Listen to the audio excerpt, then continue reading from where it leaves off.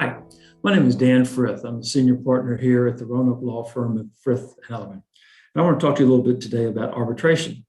Some of you folks may have heard of arbitration and mediation before, but I want to focus on how arbitration works and doesn't work in the state of Virginia and what it's all about. First, sort of a definition. What is arbitration? Well, arbitration is a method of alternative dispute resolution. And by alternative, I mean it is a dispute between parties that is resolved not in court and typically not by a judge. It's resolved by an arbiter.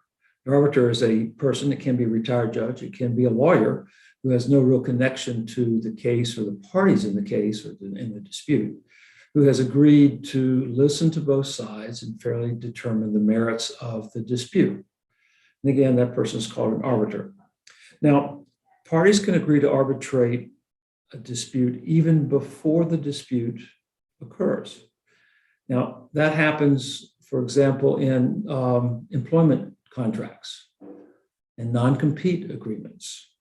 And nursing home admission contracts often have an arbitration provision in there. And basically what it says is at the beginning of this relationship, beginning of the employment, beginning of the resident living in the nursing home, everybody agrees that if a dispute arises, they're going to take that dispute not to court, but they're going to take it to an arbitrator, a private arbitrator, to resolve the claim and resolve the dispute permanently. It can also arise, the agreement to arbitrate can also arise after the dispute is at issue, after the bad stuff happens, after the parties no longer get along and believe that one side or the other hasn't lived up to their side of the bargain. So there are advantages and disadvantages to arbitration. What are the advantages? It's quicker.